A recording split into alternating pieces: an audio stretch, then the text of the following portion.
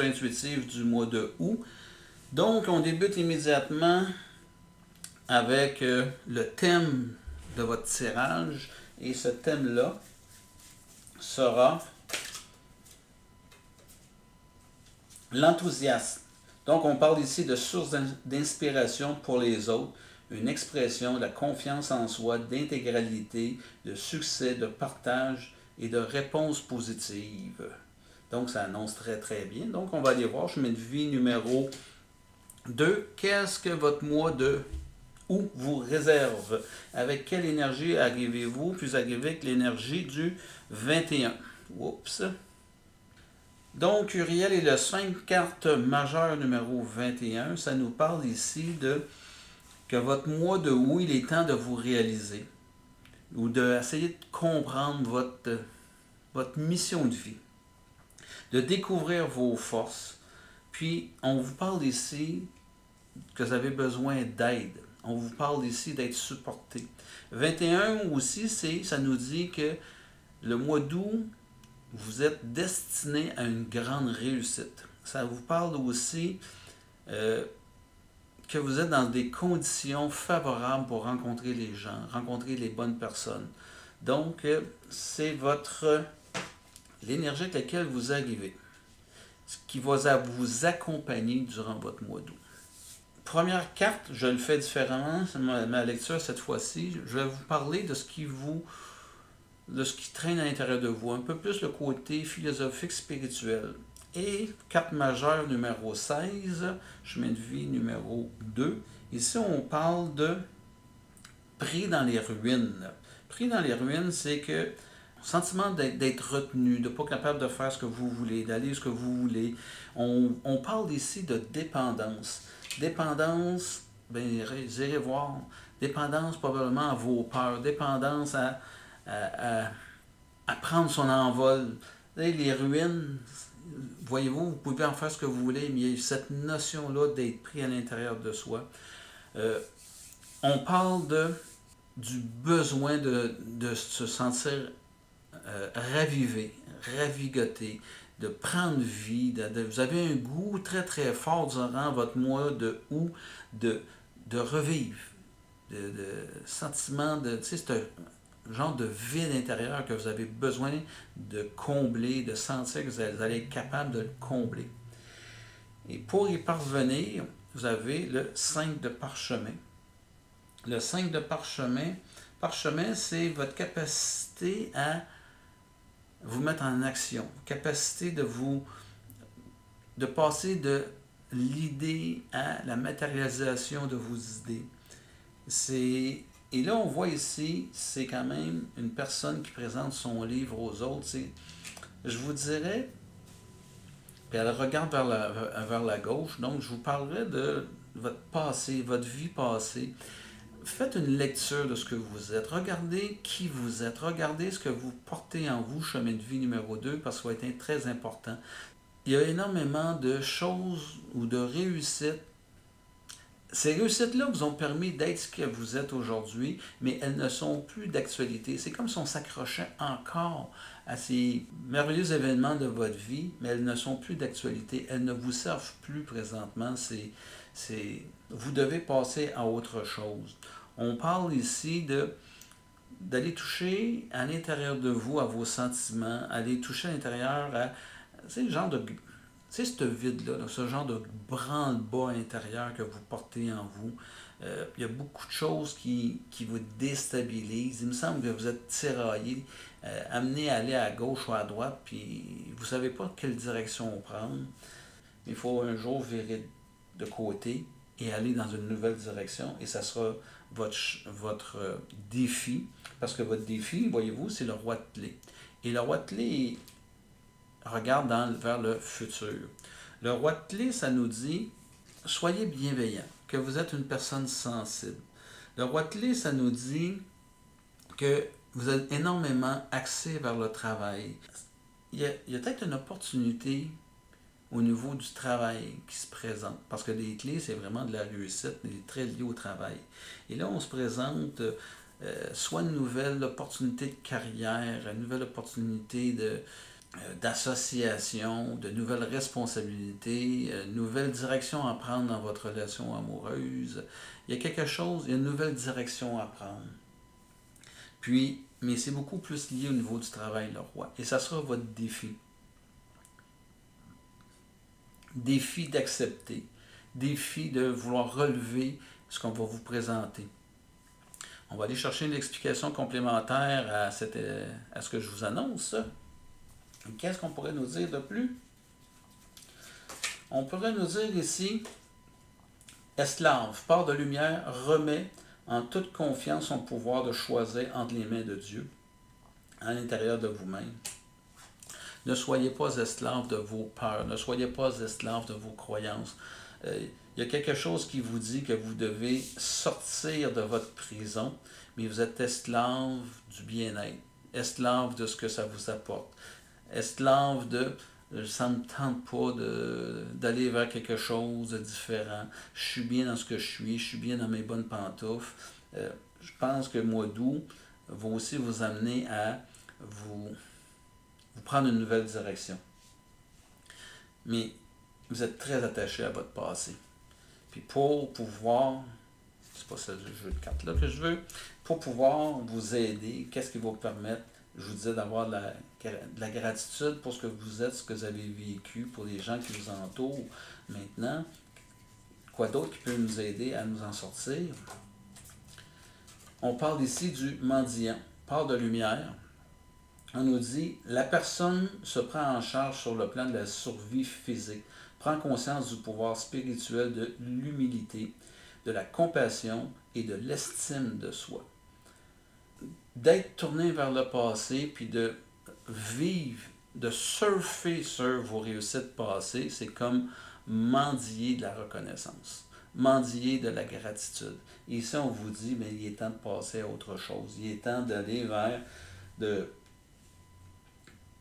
prendre en charge votre vie, de prendre en main votre vie et d'aller vers autre chose, d'arrêter de vous bloquer les yeux, vous avez de l'obstruction. Votre passé fait obstruction à votre avenir. Vous ne pouvez pas regarder vers l'avenir. Donc, votre défi, ce qui va vous aider, c'est de regarder vos projets, puis vers où vous voulez aller. Qu'est-ce qui donne un sens à votre vie, chemin de vie numéro 2? Il va être très, très important d'aller voir. Bien, présentement, ça a donné un certain sens, ça a répondu aux besoins de sécurité, mais ça gronde à l'intérieur de vous, ça gargouille à l'intérieur de vous, vous voulez passer vers autre chose, mais vous n'osez pas regarder vers quoi vous voulez aller. Et je vais sortir une explication complémentaire au niveau du roi de clé sur votre défi. Et votre défi, vous avez peur de réussir. Vous avez peur de réussir. C'est drôle à dire, hein? Mais c'est d'aller vers quelque chose de nouveau, d'aller vous investir dans quelque chose. La peur de réussir, c'est une peur qui est très, très, très profonde chez bien des gens. En fait, on va parler du syndrome de l'imposteur.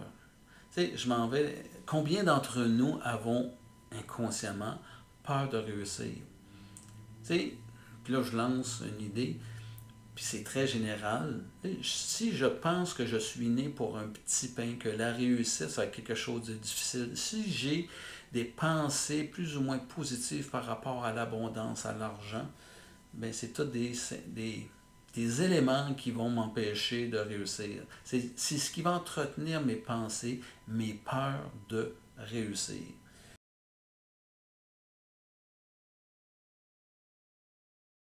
La vie amoureuse. On va sortir nos cartes. Et un de rose, engagement.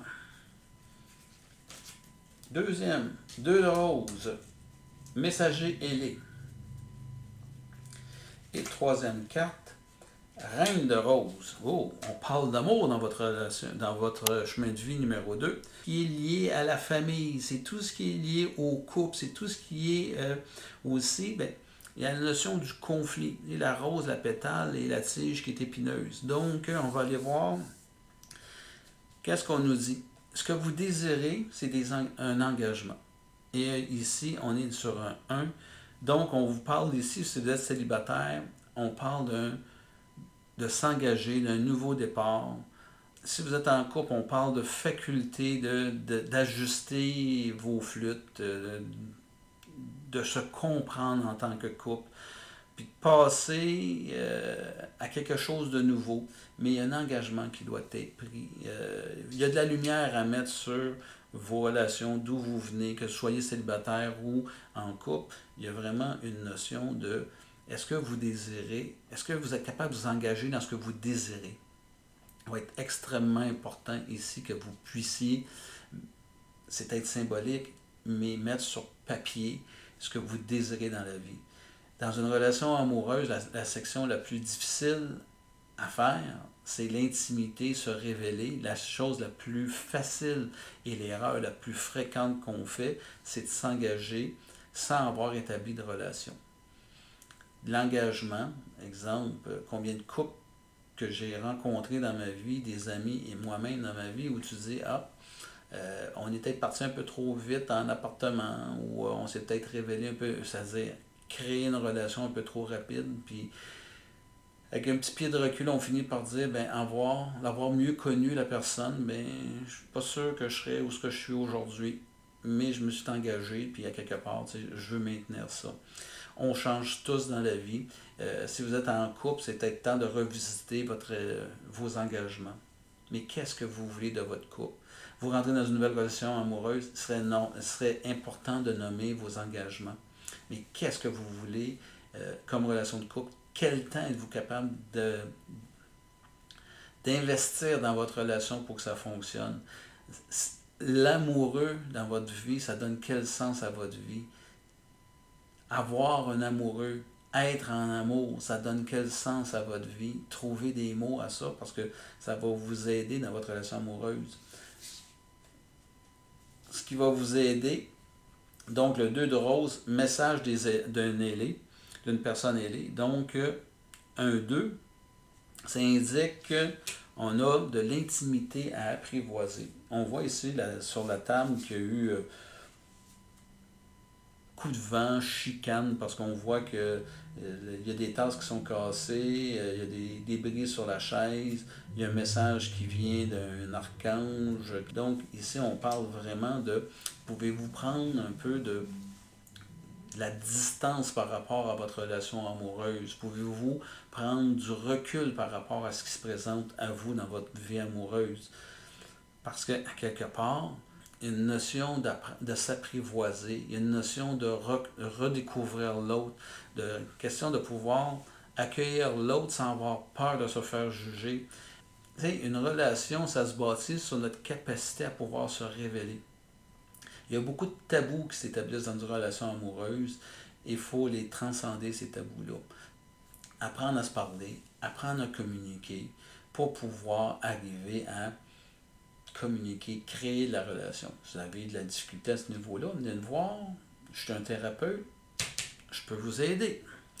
Donc, mais ça va être quoi votre défi? Et là, vous avez une merveilleuse reine de rose. La reine de rose, qu'elle nous dit, c'est que le lien que vous allez découvrir ou le lien que vous avez en amour, c'est un lien qui est très fort. Voyez-vous, la reine, elle regarde une rose qu'elle porte dans ses mains.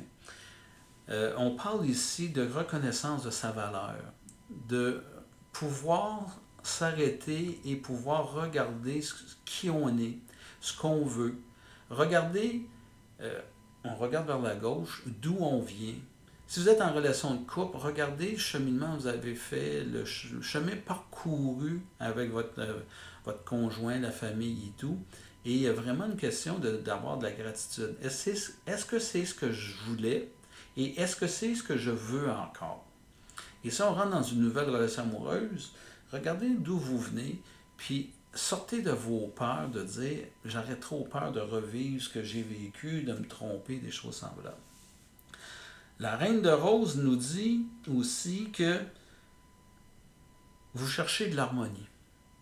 Vous cherchez d'être en paix dans votre relation amoureuse. Ça, c'est ce que vous désirez, puis ça sera votre défi. Mais la paix, on ne peut pas l'exiger des autres, elle doit venir de soi. Êtes-vous en paix avec vous dans votre relation amoureuse? C'est ce que j'entends. Je vais y aller avec des cartes supplémentaires, des explications complémentaires, et j'arrive avec le Père. Part de lumière, don de créer et de soutenir la vie, joue le rôle d'un guide positif au sein d'une cellule tribale. Je la dépose là. Quand je vous disais que vous devez faire un engagement, c'est définir le rôle qu'on va avoir dans notre couple. Est-ce que j'ai un rôle de soutien? Vous avez une complémentarité, chacun des forces. Si vous voulez les deux occuper le même poste, il va y avoir combat de coq. Il va y avoir vraiment, appelons ça, de l'ego qui va se présenter parce que on devra avoir raison. On aura une relation dominant-dominé. Quand on dit raison, l'autre a tort. Maintenant, ce que ça nous avise aussi dans cette lecture-là, le père, je vais le prendre pour le parent. Est-ce que vous avez une notion de, dans vos relations amoureuses, vouloir materner votre conjoint? Êtes-vous en relation d'égalité ou vous êtes en relation de parent-enfant? Est-ce que vous avez l'impression de l'éduquer? Est-ce que vous avez l'impression que l'autre doit être guidé comme si c'était un enfant? Avez-vous besoin d'un autre enfant dans votre vie? C'est la question que je vais vous poser. Ou ça vous tente d'avoir une relation d'égal à égal? C'est ce que je vois ici, moi. Oui, on a besoin de support, d'être soutenu, de se révéler, de se vulnérabiliser à l'autre, mais dans un sentiment d'accompagnement, pas d'un sentiment d'être materné. Ce qui va vous aider à vous réaliser. Et je vais avec cette carte-ci. Donc, enfant orphelin, part de lumière. On parle ici d'indépendance basée sur l'apprentissage de l'autonomie, doit conquérir la peur de devoir survivre seul dans ce monde. Être en relation amoureuse, c'est pas de dépendre de l'autre. Ici, on parle de nourrir le jeu. Une relation amoureuse, vous devez contribuer à amener, à avoir un apport face à la relation et face à l'autre. Vous vous accompagnez dans la vie. L'autre n'est pas un objectif de vie. Le je qui se nourrit, le je de l'autre qui se nourrit va faire un nous qui est nourri. Et le nous, je vous repose la question, d'être en relation amoureuse, d'avoir un amoureux ou une amoureuse dans votre vie, ça donne quel sens? Pourquoi avez-vous choisi d'être en relation amoureuse? Être. Je ne veux pas vous arriver avec un terme qui va commencer par faire ou avoir. Avoir du réconfort, avoir de la compagnie, avoir, là je vais être plate, là, avoir quelqu'un pour partager le budget. Il faut que ça réponde à un besoin de l'être. Puis je vous laisse réfléchir sur vos besoins au niveau de l'être. Ce qui va vous aider à les peurs que vous devez transcender pour vous aider durant votre mois d'août. Et c'est le guide. Représente la nature du divin dans la vie et en vous-même. Puis, part d'ombre, ça place l'argent et son pouvoir au-dessus de la transmission de révélations spirituelles. Êtes-vous dans votre relation pour les bonnes raisons? Quand on dit place l'argent au-dessus du pouvoir, c'est le réconfort. Avoir de l'argent, ça nous permet de nous réaliser. Sans argent, c'est plus difficile de se réaliser. Chacun a ses défis dans la vie, mais être dans l'abondance, avoir de l'abondance dans notre vie, ça va nous permettre de se réaliser. Et à ce moment-ci, moi, ce que j'entends dans cette carte-là, c'est êtes-vous attaché à des choses un peu plus futiles en amour? J'ai un confort matériel, mais je suis malheureux, ça vous dit, revisiter votre position, repensez votre position. Si vous assumez de rester dans ce type de relation-là, mais s'il vous plaît, revisitez votre façon de vivre, arrêtez de critiquer et assumez les conséquences, c'est-à-dire que ça se peut que votre vie soit plus monotone, mais vous avez choisi la sécurité. Ça se peut que ça ne réponde pas tout à fait à vos besoins, mais votre besoin de sécurité est plus grand que votre besoin de, je ne sais pas quoi d'autre, mais c'est le choix que vous faites. Mais on doit l'assumer. Tout comme de quitter une relation ou partir dans une nouvelle relation amoureuse, faites juste vous poser la question, mais ça va me permettre d'être quoi?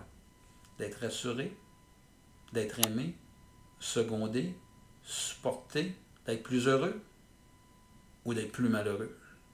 Fait que faites le choix, faites le tour. C'est ce que je vois dans votre lecture amoureuse. Et je vais y aller maintenant avec le travail. 2 de clés, le trésor. Les clés sont des valeurs, la richesse, le mérite, la réussite, la confiance. On a le 8 de force. Et une dernière, on a le roi de parchemin. Un roi, une reine dans vos défis. Et on vous parle beaucoup de vous assumer, de prendre position. Vous avez tout en vous pour pouvoir réussir ce que vous voulez faire dans la vie. Chemin de vie numéro 2. Donc, 2 de clés. Qu'est-ce qu'on nous dit? Dans votre vie professionnelle, voyez-vous, c'est quelqu'un qui a viré sans dessus-dessous tout son appartement. Il cherche quelque chose. Et ce qu'il cherche, ça semble être le trésor perdu. Est-ce qu'on est dans une situation où on est en dualité au travail? Qu'une petite voix intérieure, dualité, soit avec quelqu'un. Des fois, on arrive à dire, je fais peut-être pas ce que je devrais faire, j'ai pas peut-être, mon patron ne fait peut-être pas suffisamment confiance, mes collègues. Vous êtes à votre compte, j'ai l'impression que j'ai manqué d'opportunisme, j'ai pas peut-être fait les bonnes décisions au bon moment et j'ai l'impression que des choses me glissent entre les mains. Je culpabilise, je me culpabilise, je trouve que la vie est injuste, des choses semblables. Et ici, je vous parle d'écouter votre petite voix intérieure, d'arriver à dire, est-ce que vous décidez de continuer à vous voir comme une victime? Vous avez perdu, vous n'avez pas été assez opportuniste, ou bien vous allez dans une nouvelle direction. Et c'est à vous de choisir. Ce qui va vous aider au niveau du travail, 8 de force. La force, c'est l'énergie de création. Ça va nous parler de tout ce qui vous entoure. Et voyez-vous ici, j'ai un arbre, j'ai un déluge, le sol est complètement inondé. Je pense que vous êtes saturé au niveau du travail chemin de vie numéro 2. Il y a quelque chose que vous n'êtes plus capable. Je pense que vous flirtez, pour plusieurs d'entre vous, c'est quand même une lecture générale, mais je pense que vous flirtez beaucoup avec le manque de motivation. Je sais, ça frôle le j'en peux plus, ça frôle la dépression, ça frôle le burn-out. J'en peux plus, il me semble que je suis plus capable d'en prendre. Mais allez voir, le travail, ça donne quel sens à votre vie. Si c'est un travail qui vient juste vous mettre du pain sur la table, mais c'est un peu normal que vous soyez dans cet état d'esprit-là. Le 8 va aussi nous parler d'équilibre, de sincérité, d'honnêteté envers vous-même. C'est ce qui va vous sortir de cette zone-là. Soyez sincère avec vous-même. Puis là, je reviens avec ma notion de responsabilité. Mais si vous décidez de rester dans ce travail-là juste pour des raisons de peur économique, ben soyez pas surpris d'être submergé puis manquer de motivation. Pour quelle raison vous restez là? Et si c'est la peur qui l'emporte, ben on est là-dessus. Soyez honnête avec vous. Soyez transparent. Parlez-en. Il y a quelque chose que vous devez faire à ce niveau-là, chemin de vie numéro 2. Votre plus grand défi, disons ça plutôt de même, qui va être, c'est un roi de parchemin. Et le roi de parchemin, on parle ici au niveau du travail, de nouvelles associations ou d'un nouveau poste. Il y a quelque chose. Vous regardez vers l'avenir. On a un projet pour vous. On semble vous dire ou vous sentez que vous devez aller vers quelque chose d'autre, puis vous doutez. Vous doutez beaucoup, le roi de parchemin vous dit aussi que c'est important d'évoluer, c'est important d'aller vers ce que vous désirez dans la vie.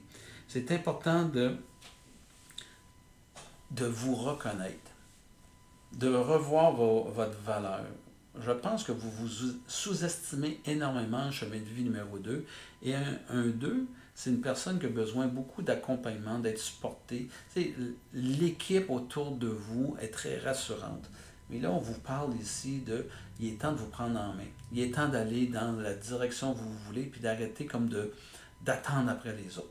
C'est ce que j'entends ici. On va aller chercher des cartes pour vous donner des complémentarités d'informations au niveau du travail. Et je vous arrive avec le visionnaire, part de lumière, capacité de voir que les autres ne peuvent pas encore percevoir. Empressement à proclamer la vision sans rien attendre en retour. Il y a une opportunité qui se présente devant vous, il y a quelque chose que vous avez vu, il y a quelque chose que vous devez saisir au cours du mois d'août, il y a quelque chose qui se présente, votre vision, elle est très très très forte au niveau du travail. Il y a vraiment une opportunité. Si vous êtes pour quelqu'un, vous venez de voir quelque chose, je pense qu'il va être important de le partager avec le patron parce que ça va peut-être faire une différence dans la continuité de l'entreprise. Si vous êtes à votre compte, je pense qu'il y a une opportunité phénoménale qui se présente à vous, une opportunité que vous avez décelée. Faites juste l'écouter. Ça va être important. Toujours dans la même direction. L'hédonisme, on vous parle ici, ce qui va vous aider, c'est la part de lumière. Ça inspire l'énergie créative à profiter des bonnes choses de la vie, célébrer la beauté en vous. Je l'associe beaucoup avec ça. De reconnaître qui vous êtes, de reconnaître vos forces. L'opportunité qui va se présenter, ça va être vraiment important de la sentir, de la ressentir au fond de vos tripes. Il y a quelque chose qui va vous parler. Puis l'hédonisme, c'est une beauté. Il y a quelque chose de merveilleux qui se présente au niveau du travail. Et ça va probablement vous sortir, donner un nouveau sens, un nouveau défi, quelque chose qui va vous stimuler. On va vous énergiser. Le projet, ce qui se présente, ça pourrait faire une grosse différence dans votre vie. Puis, votre défi, c'est le choix. Vous avez un choix. Soit de rester dans ce que vous êtes ou aller dans quelque chose de différent. Mais vous avez vraiment un choix à faire. Ça va être très, très, très, très important.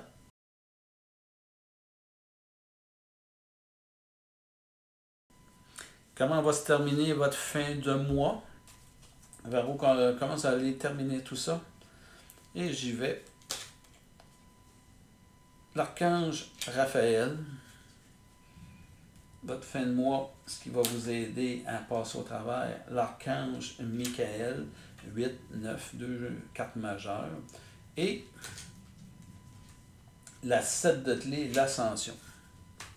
Je me demande si ça vaut la peine de vous en parler, parce qu'il me semble que tout est dit.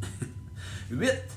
8, donc on dit que l'archange Raphaël, c'est une énergie vraiment de voyage, de guérison, d'aller vers quelque chose. On vous présente, comme, tu sais, il y a une boule au bout de sa main, c'est comme si on vous présentait le projet.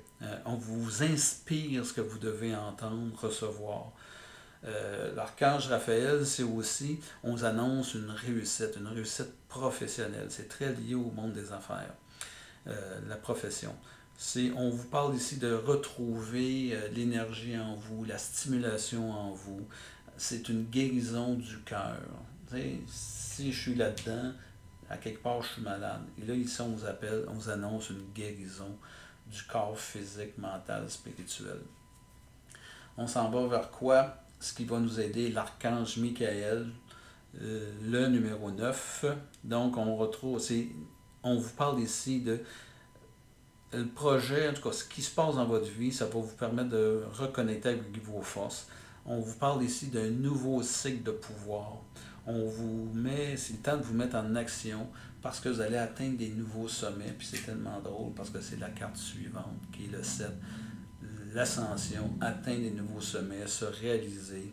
Le 7, c'est besoin d'être autonome à deux parce que vous êtes un chemin de vie numéro 2.